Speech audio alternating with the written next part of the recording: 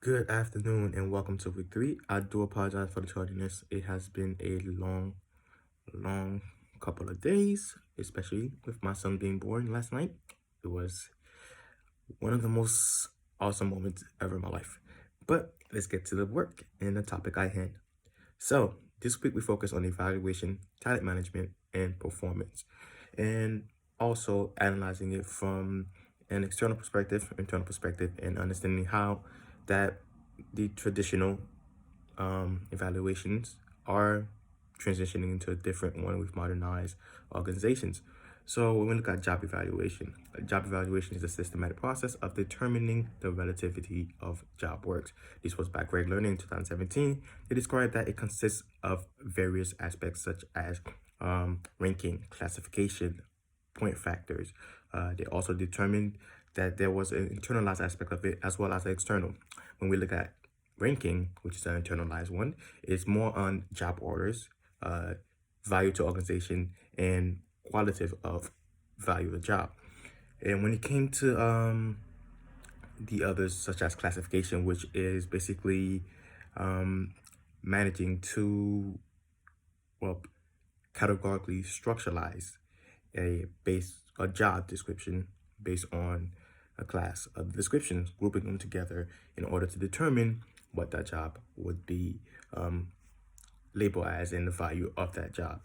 Then we have the pointer factor. Pointer factor was one of the most effective one, described as the most effective according to Greg 2017, stating that its key main factor is compensable factors, which is the reward system, assign points, and just more easier for complex based organizations, which is understandable. So when we move on to talent management is actually much more, I would say, easier to comprehend since it's just a broader term in human resource management.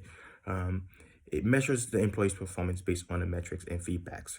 Consists of recruitment, retainment, development, and employee reward system. So you do see a repetitiveness in this system, which we would address later when we actually read when we address Colquitt's 2020 video when he describes that this systematic of planning, management, review, reward, renew, and repeat cycle is actually not as effective as we thought it would be. So when we look at the system when it comes to talent management, so one of the key factors I remember from the video, well, the reading with Sin 2017, described that by 2020, almost 20 million job seekers will look for an automated advice on how to improve their ranking in jobs, which is something that we must definitely look into because with technological advancement and with everyone trying to leave a digital footprint, which is essential for maintenance, maintaining and maintenance for performance, we do see that it becomes more of a how would say that? I believe he described it as a faulty logic and assumptions because we're just primarily focusing on globalization and global networking, which is something that's happening in modern society where there are mass production in jobs and there are mass organizations. So we're going to see an inconsistency when it comes to actual job talent management, especially when it comes to recruitment. Recruitment, you find as much employees as you can that matches the skill sets that's necessary, as described in the first set of recruitment. And then we determine whether those skills are actually applicable. Now, they did describe that you could do applicant tracking, which helps recruiters store applicants' information, or resume databases, which is like Indeed, which is just like storing potential candidates and centralizing in a centralized database, which helps them actually track which employees could replace other employees and just keeping track of talents that would be essential for that job. And then we have employee onboarding, which is a process of integrating a new employee into our organization.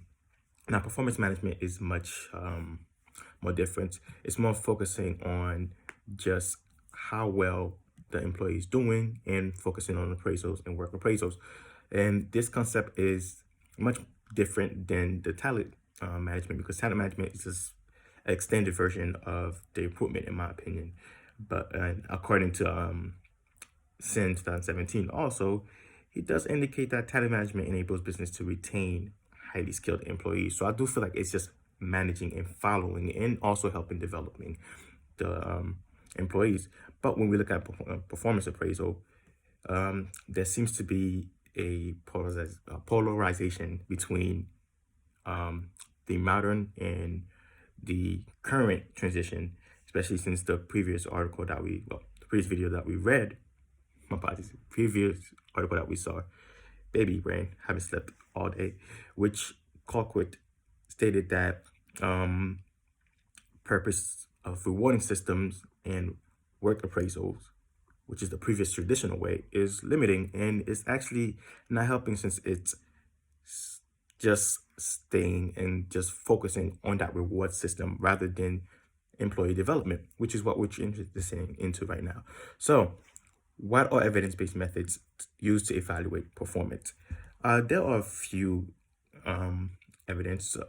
So from since 2017, they did indicate that there is a 360 degree of feedback, which is collecting performance feedback from the stakeholders in stores and centralized database, which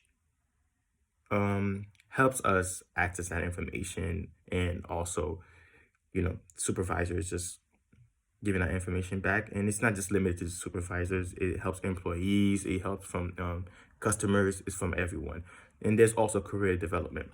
Helps managers create an individual performance plan, and it just helps find a way to help these employees, our employees and members of our organization, especially stakeholders. It helps them track their career objectives and sets goals for them.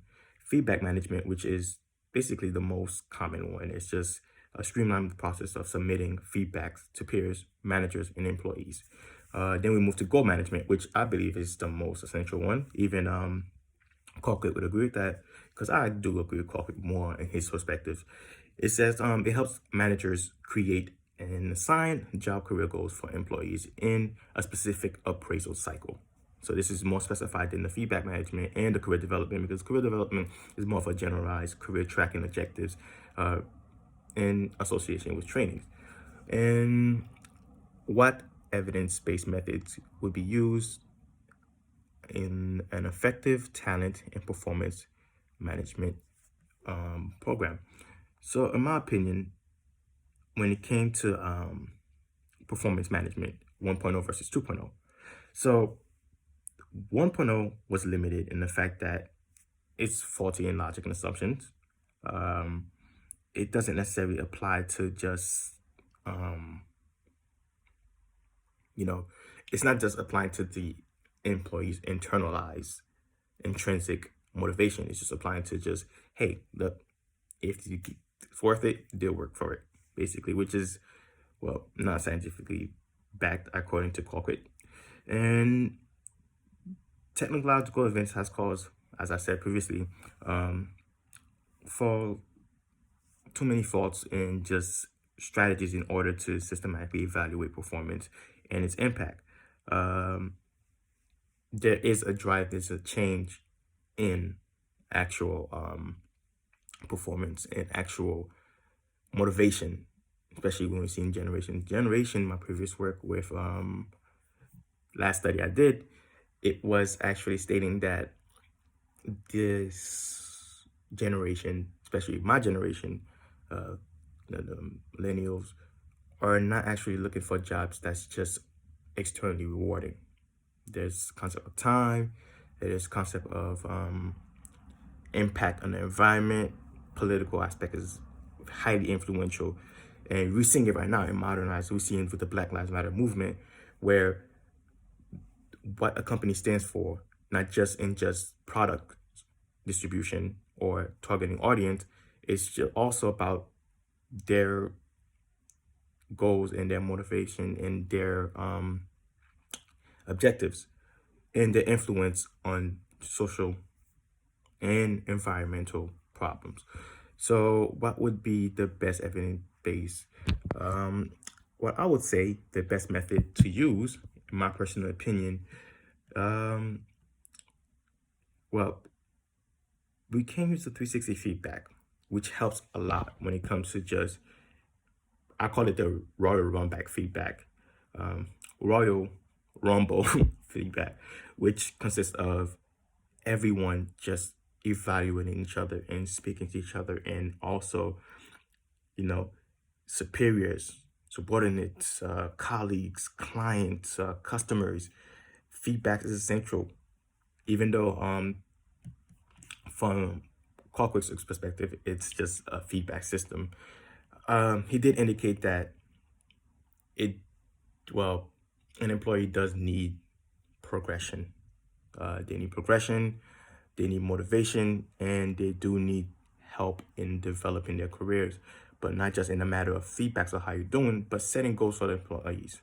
So that'll be better, but I do feel like 360 feedback, combination of both, would be essential in actually helping, because when you do have, well, I mean, one aspect of it is evaluation and is getting that feedback, because you do need to know how well you're doing, but also setting that goal for the employees is actually more helpful, and which is a combination of feedback and goal management together would help in the highest, in my opinion. So yeah, that's what I was reading about. Another key factor, or an interesting factor for me, is I was recently speaking to my father-in-law, well, future father-in-law, and we spoke about the current state in Germany and his job.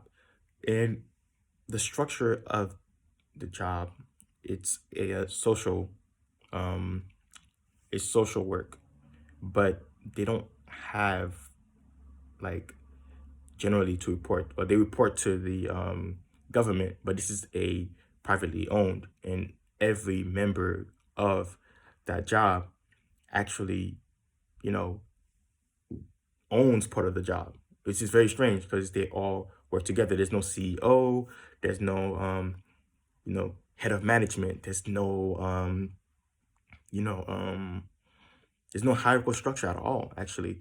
Each members take responsibility, and you see a collective network where communication is maximized, performance is maximized, social factors maximized.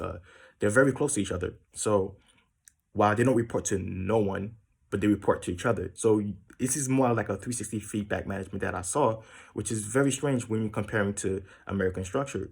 I mean, yes, we do have the well, we are transitioning from the hierarchical structure, but in this case, you're seeing that employees are actually performing very well. This business has been going on for more than 30 years. Um, and he's doing pretty well also. And you're seeing people working together and actually getting this done. And this is social work. This is for helping refugees. This is for also helping uh, well, immigrants, et cetera, et cetera. So you're seeing that, and this is not just like a government branch work. This is a privately owned business. So it's kind of like very interesting to look at. And I'll also want to address that in a way. I'm going to look more into it later on, and I'll report back to you guys and see how that works. But, Germany is a socialist society, and socialism is just like embedded in everything, especially in this work. And, they communicate very well. The days off are completely different. It's not just like the systematic structure that we have, but this is just, like I said, local small business. It might be different when it comes to global institutions or general institutions, and I had to look more into that. But as far as it goes, I found that very interesting, and this week's reading was fascinating also, and just everything together gave me a new perspective and understanding how HR really handles everything on just a structural factors, and seeing how it's going to transition to the next step. So thank you so much. I do apologize. My brain is kind of right now, and see you guys later.